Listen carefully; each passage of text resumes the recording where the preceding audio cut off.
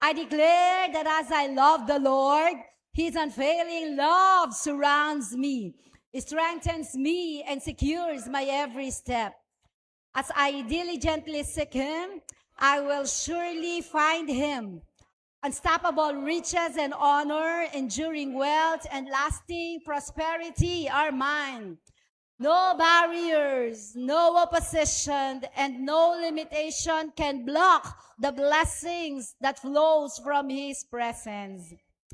I declare that as I walk in divine favor, carrying heaven's abundance wherever I go, my life is marked by honor, prosperity, and unstoppable grace that cannot be denied or diminished. Wisdom crowns me with strength. Favor opens doors before me, and abundance follows me all the days of my life.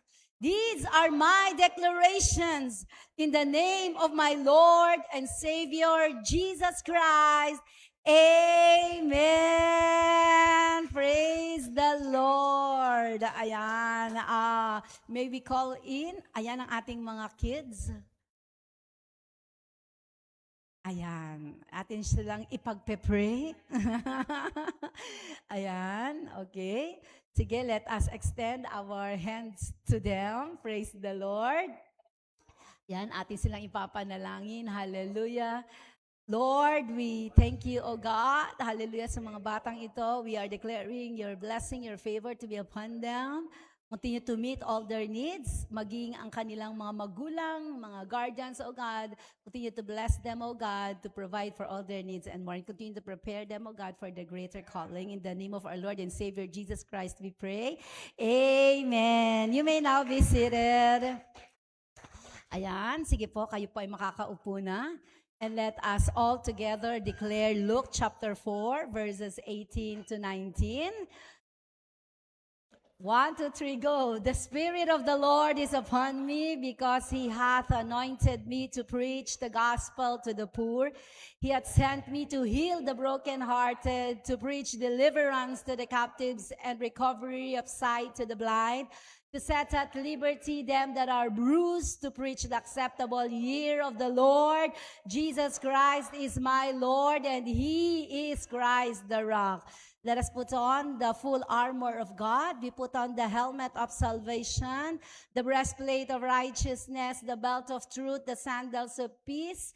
Take on the shield of faith and the sword of the Spirit. We are covered by the full armor of God, protected by the blood of our Lord and Savior, Jesus Christ, and we are filled with the sovereign Holy Spirit. Palakpakan natin ang ating Panginoon. Wow, praise God. Welcome to the month of June. Ang bilis ng panahon, nakakakalahating taon na tayo, di ba? So June na, and of course, as the new month begin, we are entering into the new season.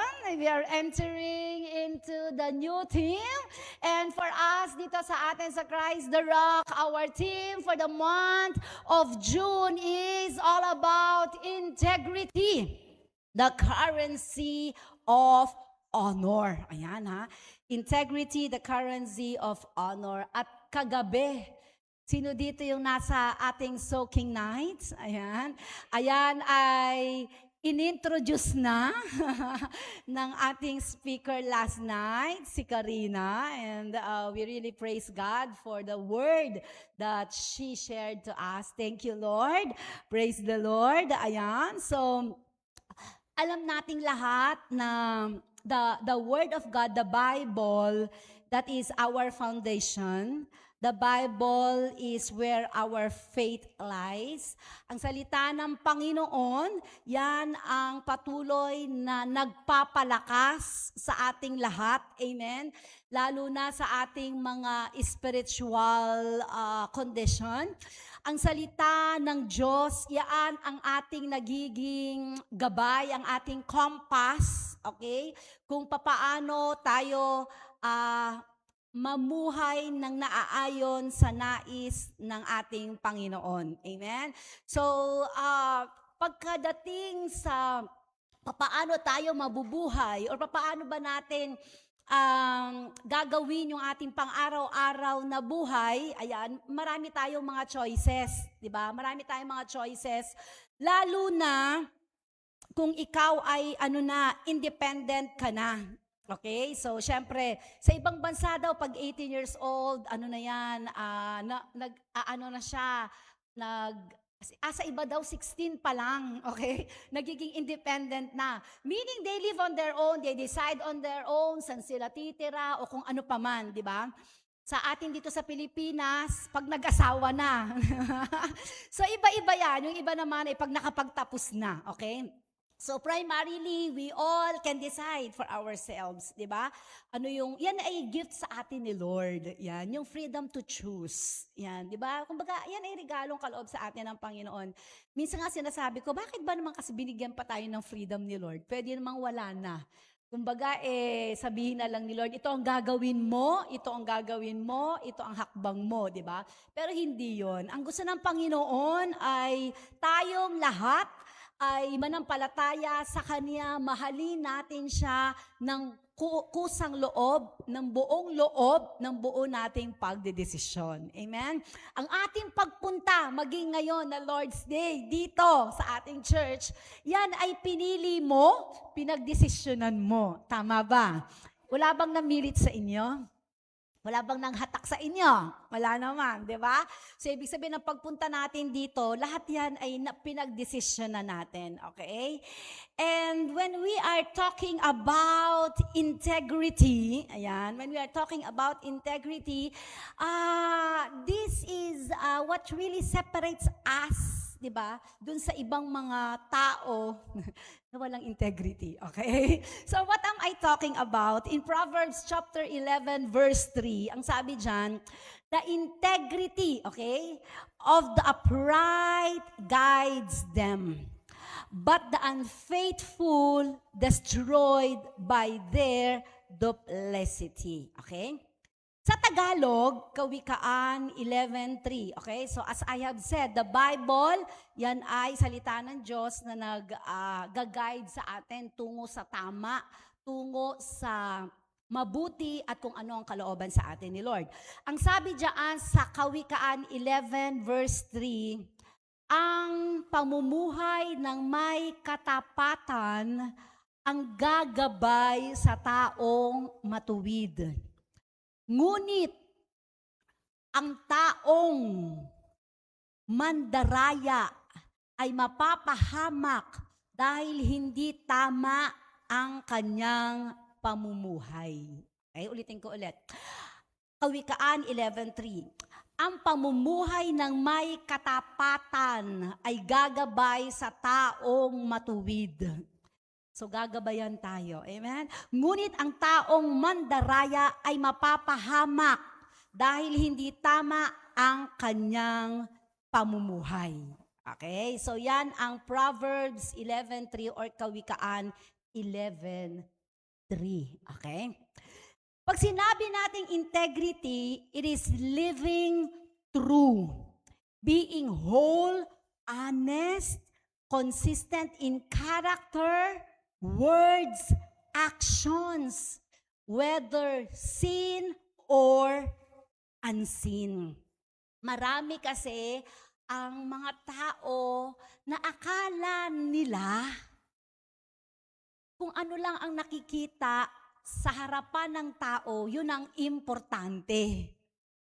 O kumbaga masyadong pinapahalagahan yung kanilang image o kung ano ba ang, alam mo yon, yung reputasyon, di ba? Kung ano ang magiging magiging image natin sa ibang tao, okay? But what is really integrity? Integrity is you are doing the right thing. Yan ang integrity. You are doing the right thing. Ibig sabihin yan, honest tayo. Sino mo sasabihin mo, honest tayo. Diba, lahat tayo nag-aral, diba? Nag-aral, nag-schooling, di ba? Sino dito yung hindi nakapangopya? Wala. During exam, walang nagtataas. Di ba? Yung bang talagang, di ba? Hindi ka talaga ng daya. Wala. Di ba? Ikaw, bless, hindi ka talaga? Jing. Totoo talaga? Ayan, takop siyang mangopya. Di ba? Ha? Si Jing.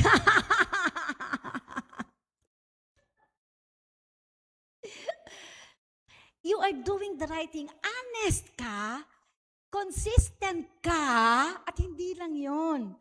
Conveniente ka to choose and to do the right thing. Kasi meron talaga mga tao na uncomfortable to do the right thing. Ang komportable na siya ay gawin what pleases them. Kung ano yung maganda, kung ano yung sa ikabubuti, o sabihin na natin kung ano yung hindi ako mahihirapan. But you know what? Ang integrity, choosing the right thing, kahit malugi ka, kahit mapahiya ka, kahit mahirapan ka, hindi pwede na. Or diskarte lang yan. Or babawi na lang sa susunod. Okay? Pag sinabing integrity, black or white, ibig sabihin, walang gitna. Walang alanganin. Tama kung tama, mali kung mali. Are you with me, church? Amen. Kasi, kahit ang Word of God sinasabi sa atin, di ba? Wala naman talagang malaki o maliit na kasalanan. Lahat ng kasalanan ay kasalanan. Amen? Lahat ng pagsisinungaling ay pagsisinungaling. Walang light sin, walang heavy sin. Walang white lies, walang black lies. Okay? Ang standard ng Panginoon, tama, mali. Kasalanan, kabutihan. Okay? So integrity is living in true, honest, consistent, in character, in words, in action, whether seen or unseen. So before we dig down to this topic, ano ba ang pagkakaiba ng integrity and reputation? Ano ang pagkakaiba ng integrity or reputasyon? Okay? Pag sinabing reputation, kung pagsarado ang pinto o pag nag-lease sa kanya. Amen? So that's, alam niyo ngayong umaga ito ang word sa atin ng Panginoon. Amen? Ang nais ng Panginoon is that we will walk in integrity. Is that we will walk in integrity because it is the currency of honor. Praise the Lord. And you know what? This is our first week of this theme. And I really praise the Lord kasi napaka-importante nitong topic na ito. And in fact, even the Bible says it, 'di ba? Sinasabi ito ng Panginoon, tinuturuan tayo ng Panginoon. Huwag tayong maging hangal. Okay? Huwag tayong magbulag-bulagan. Okay? Dapat tayo alam natin, Lord, wala akong maitatago sa iyo. Sa tao pwede tayo magtago, pero sa Diyos, wala. Alam niya ang every heart's desires mo. Alam niya kung ano ang laman ng puso at isipan mo. Amen? So pag-aralan natin to sa kanyang salita because I believe maraming buhay ang itatama ni Lord sa atin sa araw na ito. Amen? Palakpakan natin si Lord. Thank you, Lord. There are pillars of integrity. Okay? And I would like to share this with you. Ang unang-una is the character. That is the foundation of integrity. Okay? Ang sabi nila, ay ang tao, makikilala mo yan kapag ka nakasama mo na sa bahay. O kaya, pag naging asawa mo na yan, doon lalabas lahat kung ano man ang ugali niyan, di ba? So, ang character ng tao, okay, yan ang pundasyon ng integrity. Integrity begins with a character. It is who you are when no one is watching. Iyan ka pag walang nakakakita sa'yo. Honor is not built on talent or titles, but on truth and trustworthiness. Amen? Kaya nga sabi ng 1 Corinthians 15:31, do not be misled. Bad company corrupts good character. Okay? Bad company corrupts good character. So, ibig sabihin, may good character at may bad character. Ha? At pinangunahan tayo, binagyan tayo ng babala ng Biblia. Oh, church, Biblia ang nagsasabi, huwag ka daw mamislead o huwag kang mapahamak. Ang bad company, kinokorrupt niyan yung good character mo. Okay? So we need to choose those people na papapasukin natin sa ating mga buhay. Are you with me, church? Currency, character is the currency that never devalues. The wealth of inflation cannot touch. Ang character mo, ikaw yan. Di ba? May nakatingin man na tao o wala, ikaw yan. Amen? A house may look beautiful, but if the foundation is cracked, collapse is certain. No beauty can prevent the breaking. No decoration can delay the downfall. So without integrity, every structure, whether life, ministry, or a nation, will surely fall. Okay? So, praise the Lord dahil tayo ay pinapaalalahanan ng Panginoon that we really need to guard our character. Alam nyo, I really praise the Lord, no? Purihin ang Panginoon. Kasi God has given me a husband, a pastor, a bishop, di ba? A man after God's own heart. Alam niyo, nahihiya ako minsan kay Daddy Bishop. Kasi pag nakikita ko talaga siya, yung character niya, ibang-iba talaga. I mean, iba talaga. There was this one time na may dala akong bottled water. E di syempre, alam niyo yun, yung minsan papasok na ako sa sasakyan. Pagpasok ko ng sasakyan, iniwan ko yung bottle dun sa parking. Pagbaba ko, sabi sa akin, Daddy Bishop, pulutin mo, ilagay mo sa trash can. Sabi ko, sorry Lord, di ba? Yun yung integrity, yung kung sino ka, anong ginagawa mo, di ba? Di ba naglalakad ka, dito ka sa church, nakakita ka ng kalat.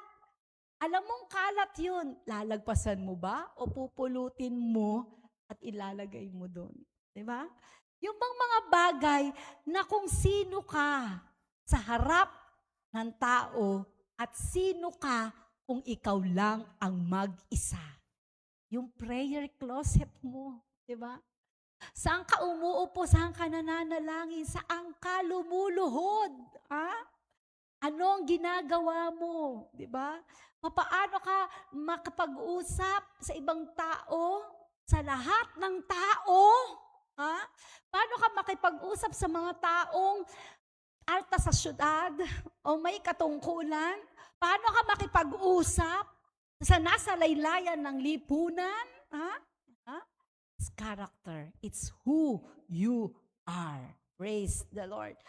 At alam natin, na kapag ka ang ating character is molded by the Word of God, alam natin na kapag ang ating character is made in the likeness of Christ, hallelujah, kahit nasaan ka, itataas ka ni Lord. Amen! Kahit nasa kaduluduluhan ka ng San Jose del Monte, Bulacan, o kahit nasa ang lupalop ka ng daigdig, pag maayos ang karakter mo, aangat at aangat ka talaga ni Lord. Amen? Amen! Hallelujah. Consistency is number 2. The proof of integrity. Okay? Yung iba kasi, magaling lang sa simula. Okay?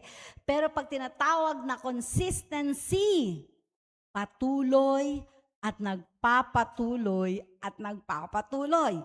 Integrity is not a one-time act.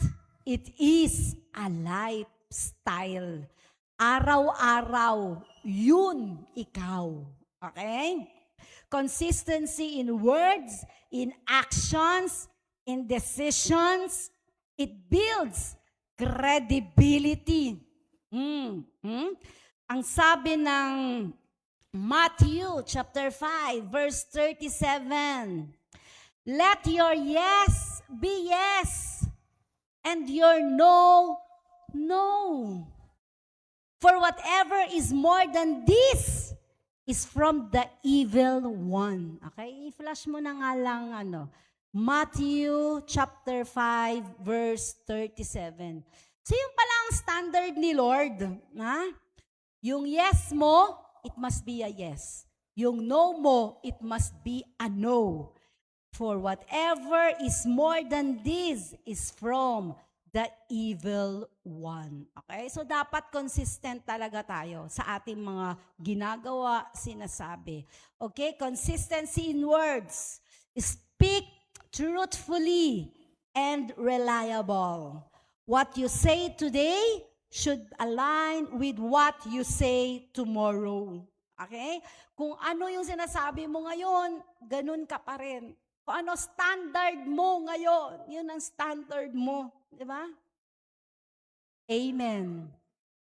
Kita nyo ang Bible. Kita nyo ang Bible, consistent. Kung ano ang mali, since the Old Testament until the New Testament until today. Amen?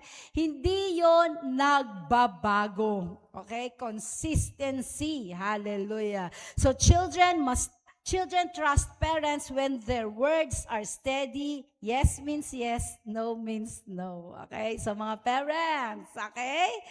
People trust your words when they find no contradiction. When every statement aligns with truth, every promise matches performance, and every declaration stands the test of time. Hallelujah. Amen? Dapat ganyan pala tayo. Ha? Kung palagay mo, naku, parang hindi ako to, ay, kailangan magbago na tayo. Kailangan ayusin na natin ang ating buhay. Let us value our word. Let us value what we say. Dapat consistent tayo sa sinasabi natin. Alam nyo, meron nga kaming kaibigan. Itong kaibigan namin ay businessman. Okay, businessman siya. And then, meron siyang isang project na nakipag-deal na siya. May contract na sila, nag-sign na sila. Nagkataon na during the execution of the project, nagkaroon ng price increase. Nagkaroon ng price increase. Kaso, nakasign na siya ng contract, nakipag-agreement na siya. Kinuwento niya lang sa amin to. Ang sabi niya, you know what, Pastor? Kahit lugi ako, tinuloy ko pa rin. Mas mahalaga ang pangalan ko kesa sa halaga ng ikalulugi ko. Ha? And you know what? Because of that, marinig mo pa lang yung pangalan niya sa community or sa business where he is into. Reliable yan. Okay yan. Kapatid, one question. Pag binanggit ko ang pangalan mo sa ibang tao, okay yan? Reliable yan. Maaasahan mo yan. hindi ka lolokohin yan. Ha? Ganun ba tayo? Ganun ba yung integrity natin? Di ba? Kung nasa sales ka, hindi lang sa sales, di ba? Kahit nasaan ka. Ako, di ba? Bilang reverend, bilang pastora, pag binanggit niyo ba ako sa ibang tao, kilala mo ba si Pastora Maricel? Nako, di ba? In-AI ko nga eh. Pa, in-AI kita. Ito, tingnan mo, hindi, sinubukan ko lang. Oo, ito. Share ko sa inyo. Okay, sige. Wait lang. Ano ko yan? Kaya lang kasi ito pala, pag binalikan mo ay nawawala. Okay. Ayan. Thinking pa siya. Ito sabi niya. Wait lang, thinking pa. Bishop Anthony is a Filipino church leader, founder of Christ the Rock Church. He uses Apostle Bishop Anthony. Yan ang sabi sa'yo. Nako, pa, nakalagay pa, pati address mo. Andito. Oo. Nakalagay pa dyan, no? Ikaw daw ay reliable. Maraming Anthony din. Diba? Ang nakalagay. Pero mayroon sa San Jose del Monte, Bulacan. Nais mo pa ba siyang makilala? Tinanong pa ako pa. Ituloy natin? Mamaya na. Kasi hindi ka mananawa dito eh. Pag sinundan mo to, itatanong ka ulit. Tinan mo, mamaya sasabihin na nito kung sino asawa mo, kung sino mga anak mo. Walang maitatago eh, di ba? Kay AI pa lang yan. Papaano na kay Lord? Amen? Diba? Kay Lord, hindi natatanungin. Lahat, pati hininga mo, alam ni Lord. Diba? Kay AI nga, pwede kang maitanong kung sino ka eh. Diba? So, dapat we need to guard. Diba? Ourselves. Diba? Nag-business po kami nag-business venture kami ni Pastor Anthony, ni Daddy Bishop. We went into a, what's that? Yung, sa Exist, ano tawag doon? Fiber homes. Telecom. Nag-business kami ni Daddy Bishop ng telecom. Alam nyo ba, nung nilagay yung pangalan niya doon sa isa sa may-ari, abay nag-reflect. May utang siya. Naku, patawag na yung board. Bishop Anthony, hindi tayo makaregister. Sira yung pangalan mo. Ba't nasira ang pangalan niya? Di ba? May utang ka daw. Sabi ko, pa, wala tayong utang. May utang ka daw. Meron pala kaming dating telepono na Globe na nung pinakat namin, may naiwang utang 1,700. Akalain mo, nag-reflect. Hindi nakapag-register kasi nasa telecom kami. Yung isa sa board of trustees nyo, hindi trustworthy. May utang. You see? So we have to be consistent. Amen? Lalo na ngayon, sa panahon natin ngayon. Alam nyo, sa panahon natin ngayon, digital, social media, di ba? Lalabas at lalabas, lalo na sa ating Panginoon. Amen? And you know what? People trust words when they find you of no contradiction. When every statement aligns with truth, every promise matches performance, and every declaration stands the test of time. So kailangan consistent tayo sa ating mga action. We need to live out what you say. Action must match your words. Church, listen.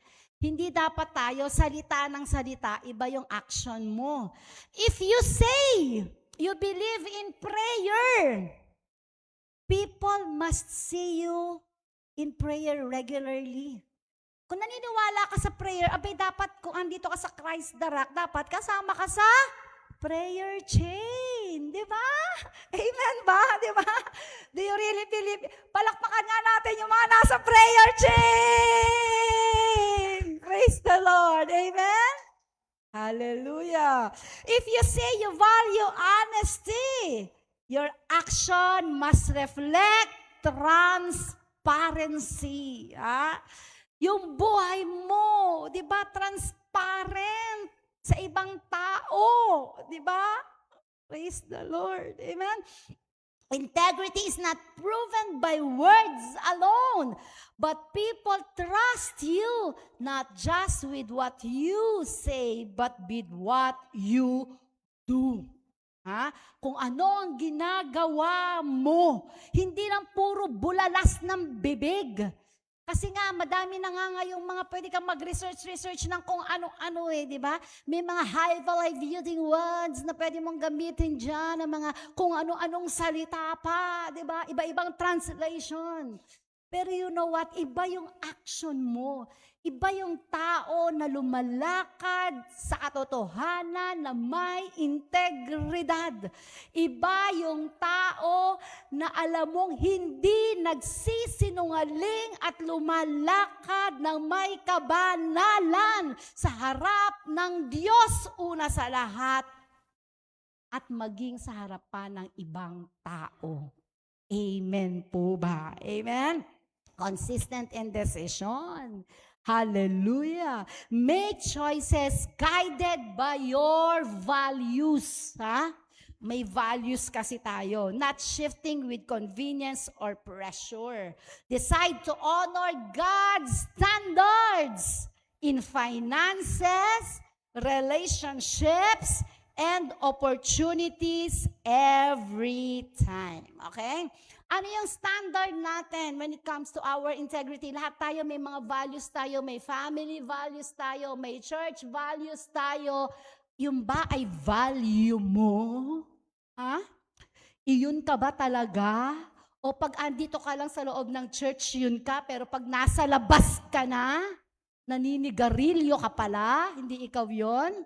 Pag nasa labas ka pala, kung ano-ano palang ginagawa mo, ha? We need to keep watch our actions. Nagve-vape ka pala, nako, di ba? O kung ano pa man ang ginagawa mo, di ba? We need to check ourselves. Decisions reveal your inner compass. When people see you consistently choose integrity, they trust you to be dependable. Amen? So consistency converts integrity into influence. People trust what they see you repeatedly. Kung ano yung stand mo, okay? Kung ano yung pinapaniwalaan mo, tuloy-tuloy at nagpapatuloy. Okay? Praise the Lord.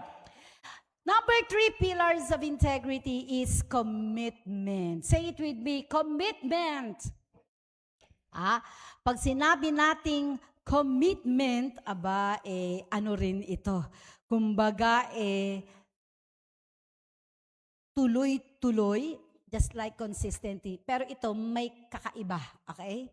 Ang sabi ng Colossians 3:23, and whatever you do, do it heartedly as to the Lord and not for men. Okay? Kung ano man daw ang ginagawa mo, ang palagi mong iisipin, ang lagi mong ilalagay sa isip mo, ginagawa ko ito para sa Diyos. Okay? Wag mo makakalimutan yan ha. Ang sabi kasi ng Bible, and whatever, say it with me, whatever. Once again, whatever. Kumakain ka. Kaya pala whether you eat or drink, do it all for the glory of God. Amen? Nag-aaral ka. Nagtatrabaho ka. Nagmumultimedia ka. Kumakanta ka. Sumasayaw ka. Kahit anong ginagawa mo, anong sabi dyan? Do it heartily, buong puso. Ha? As to the Lord and not for man. Hindi para sa tao, pero para sa Diyos. Hallelujah. Amen? Lahat ng ginagawa natin, ha? Maglilinis ka, di ba? Kahit sa bahay mo, magluluto ka, di ba? Lahat yun ginagawa mo, di ba? Nagluluto ka para sa pamilya mo. Naku Lord, bet mo kasi ako binigyan ng madaming anak. Ang dami ko tuloy niluluto. Dapat hindi ganon. Lord, niluluto ko to kasi binigyan mo ako ng pamilya. At ako ang inatasan mong tagapagluto sa kanila. Masaya ko tong gagawin. Di ba? Sa mga breadwinner, di ba? Nagtatrabaho ka. Huwag kang reklamo ng reklamo. Ako na lang ba na ako nagtatrabaho? Hindi. Lord, salamat. Binigyan mo ako ng kalakasan. Binigyan mo ako ng posisyon. Binagyan mo ako ng kakayanang makapag-provide. Amen? Praise the Lord. Amen? Lahat ng ginagawa natin, gagawin natin yan para sa Panginoon. Kung nag-aaral ka, gawin mo ng maigi. Ang goal mo, Lord, honor ako, magiging top-notcher ako para sa iyo to, Lord. Kasi servant mo ko, anak mo ko, Lord. Itatanghal ko ang pangalan mo sa buhay ko. Hallelujah. Amen? Amen. Lahat, di ba, ng ginagawa mo. Kaya nga you need to keep watch what enters your mind. You need to keep watch what comes out of your mouth. You need to keep watch whatever you do. Wala talaga kasi matatago kay Lord. Sabihin ko sa inyo, di ba? Bali-baliktarin mo man, di ba?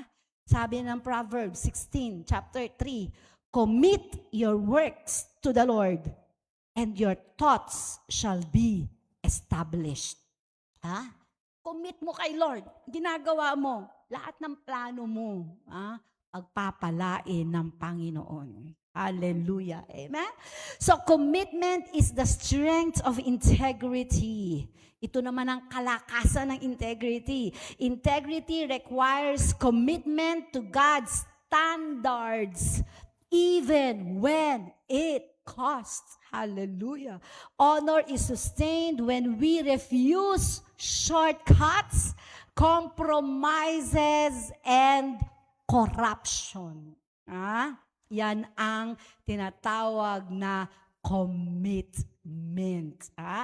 Pag nakapag-commit ka, gagawin mo talaga sa abot ng iyong makakaya.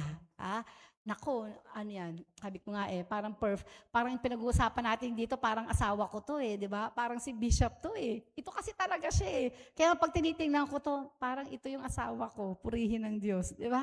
Pag sinabi niyang yes, yes. Pag sinabi niyang no, no. Pag sinabi niyang pupunta ako, pupunta ako. Pag sinabi niyang gagawin ko, gagawin ko. Pag sabi niyang hindi ko gagawin yan, hindi ko gagawin yan. Amen? Praise the Lord.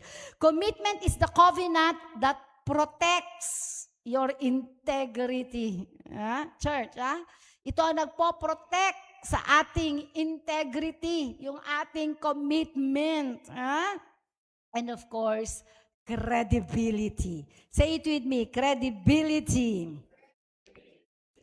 Church, ito naman ang reward ng integrity. Okay? Ito yung reward. Pag ikaw ay lumalakad ng may integridad, ay nagiging credible ka. Okay?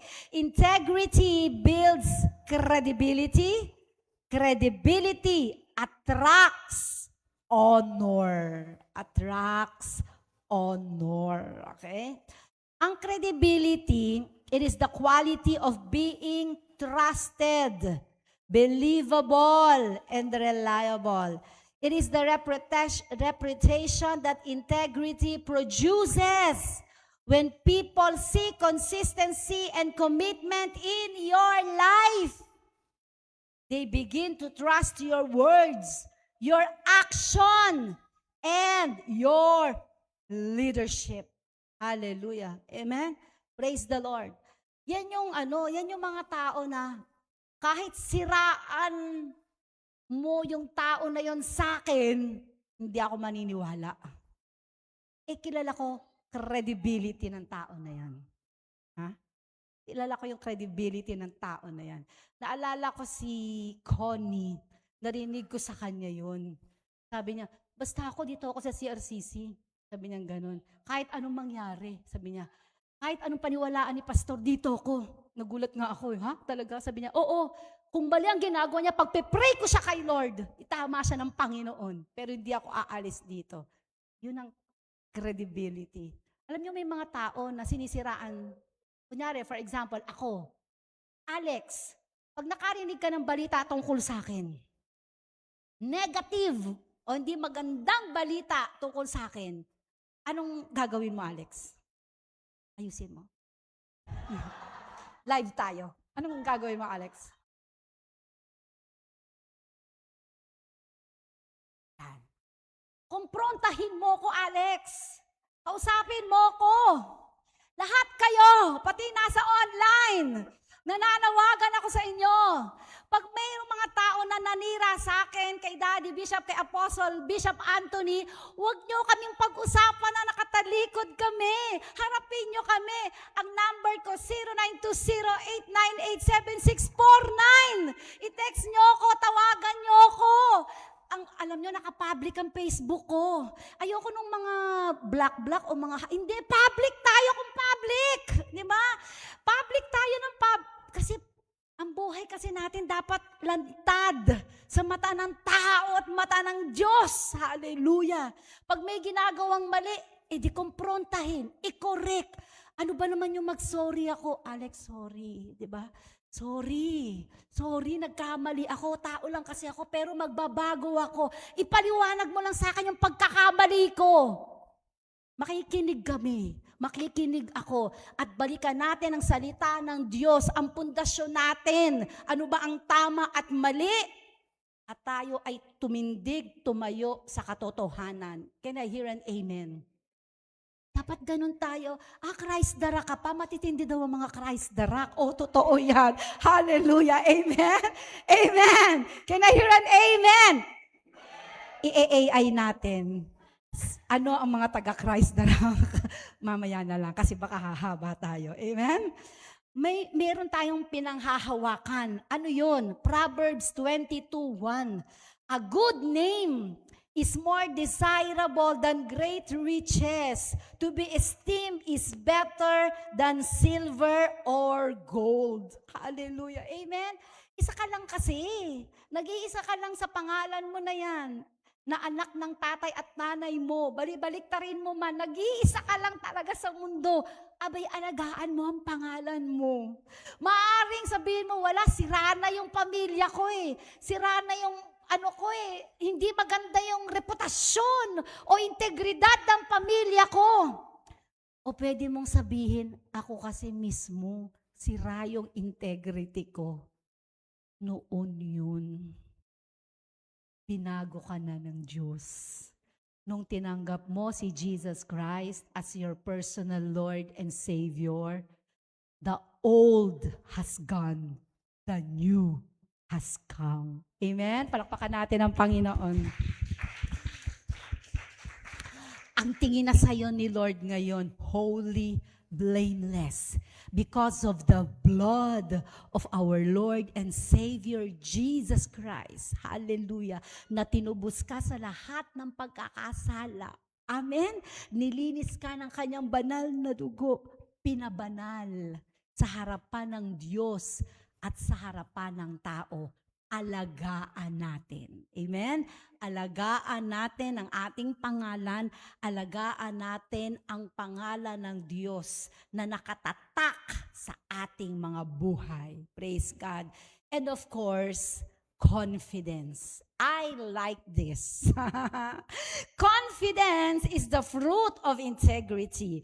Integrity produces inner confidence. Ito yung nagiging product niyan, di ba? No fear, no guilt, no shame. Kahit sino ang iharap sa'yo, haharapin mo kasi wala kang itinatago. Honor flows when you can stand before God and man with a clear conscience. Kahit paghinalaan ka, kahit pagbintangan ka, kaya mong harapin kahit sino pa yan. Are you with me, church? The principle is so easy. When you sin, you ask for forgiveness and you change. Yun lang yun. Hindi kasi tayo perfecto eh. Mga tao tayo, di ba? Nagkakasala tayo. Pero alam nyo, andyan ang banal na spirito Andyan ang sovereign Holy Spirit who will convict you. Hey, you are sinning. 'Di ba? Hihingi tayo ng tawad. Alam nyo, may mga taong ang hirap humingi ng tawad. Hindi ko maintindihan. Yung bang hiyang-hiya o pwedeng ayaw humingi ng tawad? O yung bang ma-pride? Pride, di ba? Kaya nasa warfare prayer natin yan, di ba? Kailangan i-put down the pride. Ibaba yung pride. Umami ng kasalanan. Di ba? Humingi ng tawad at magbago. Amen. Talikuran ng kasalanan, 180 degrees. Diba? Umikot ka ulit, pabalik sa Panginoon. Lilinisin ka niya. Ha? Kung ano man ang kasalanan mo, papuputiin ka, pababanilin ka ulit ng Diyos. Alisin natin yung spirit of pride. Cast it out in your life. Ha? Alisin natin yung spirit of pride. I command you to come out of my life. Diba? Kasi ang ating Panginoon, lalapit ka lang naman sa Diyos eh. Magpapakumbaba. Hihingi ng tawad. And you know what? We cannot, we cannot pretend to God. Alam ng Diyos kung ang puso natin ay totoong nagsisisi.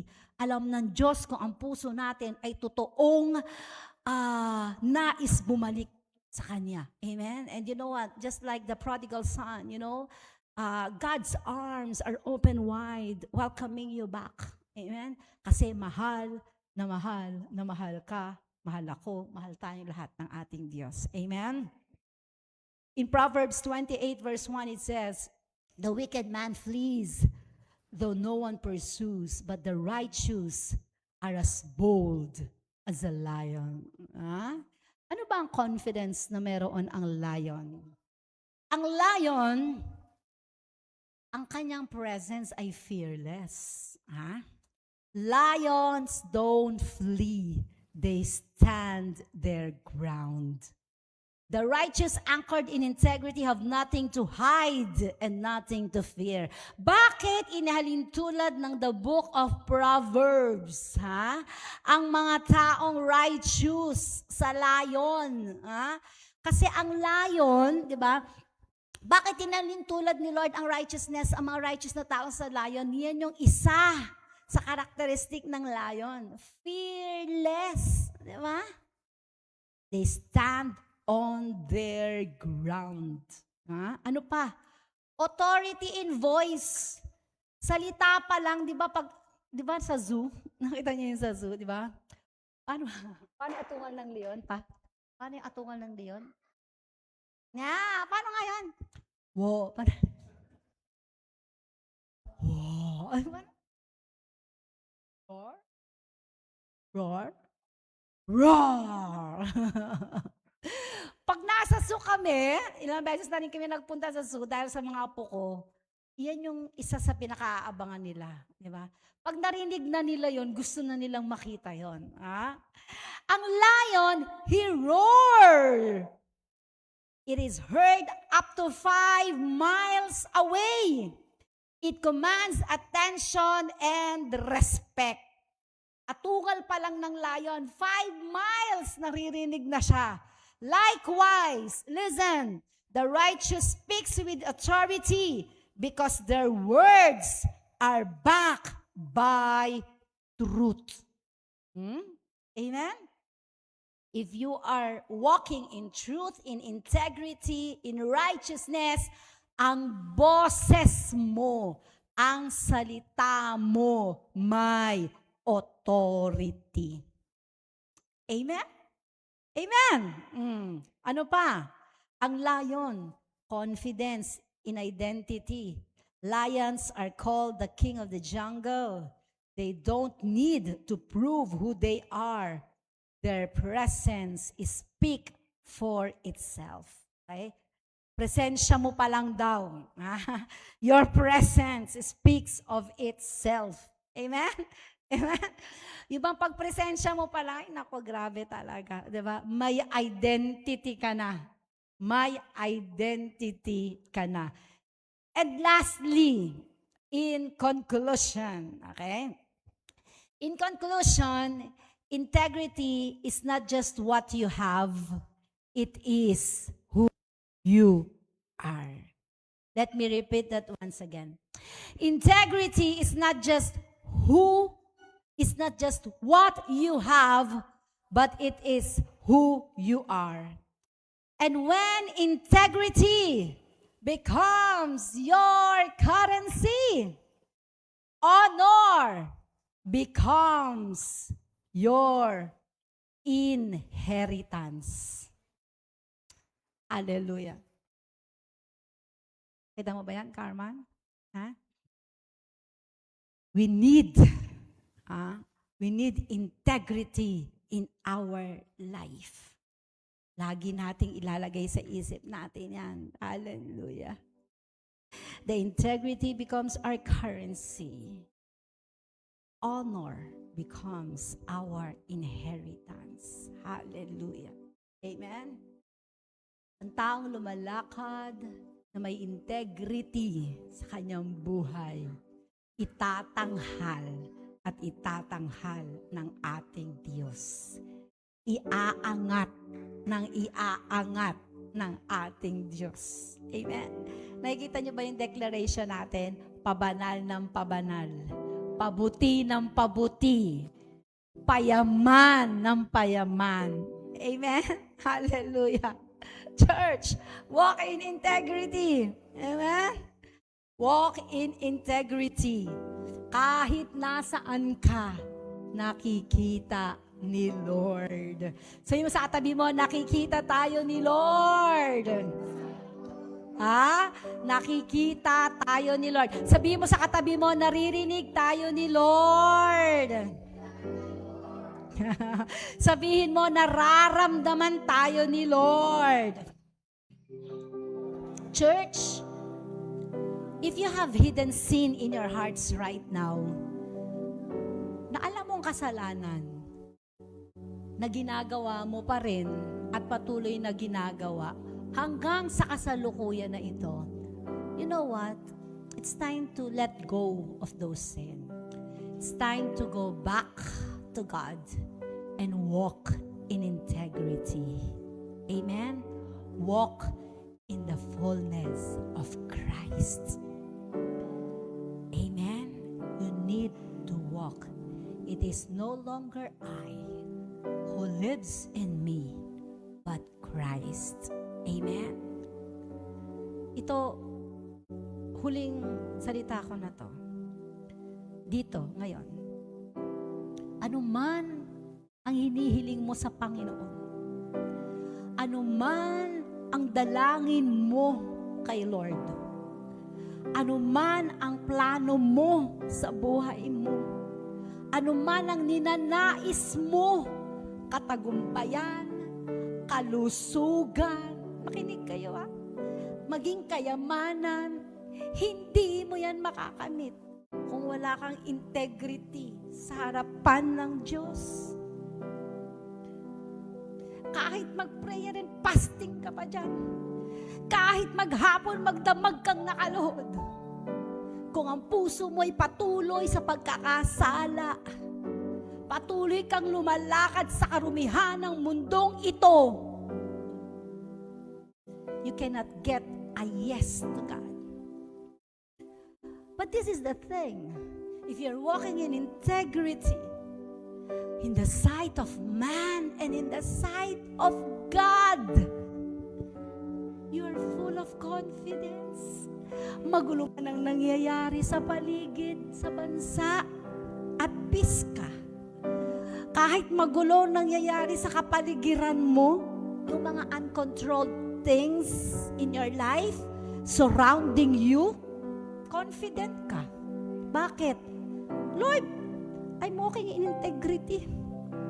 Ano man ang sitwasyon ng buhay ko ngayon, maaari hindi maganda sa tingin ng iba, I am confident.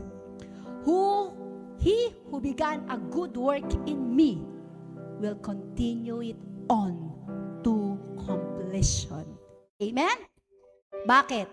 Kasi humaharap akong malinis at banal sa harapan ng aking Diyos. Amen? Doesn't matter what people say or think about us. What matters most is how God looks at us. Amen? Tayong lahat ay magsitayo. Hallelujah. Thank you, Lord. Praise you, Jesus. Hallelujah. Thank you, God. Lord, salamat po sa inyong salita, O Diyos. We thank you, O God, for your word for us today, O God. Salamat sa pagtutuwid.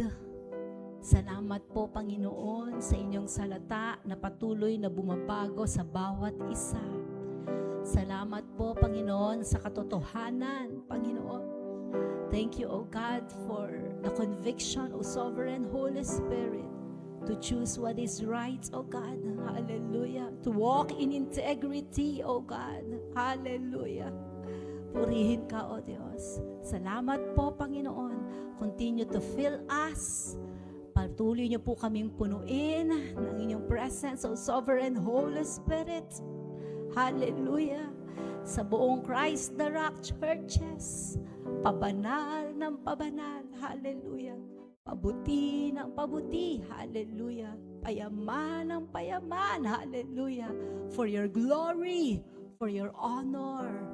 All the glory, all the worship, all the honor, of God, belongs to you, our Almighty God the Father, our Lord and Savior, Jesus Christ, our Sovereign Holy Spirit. Amen. Thank you, God.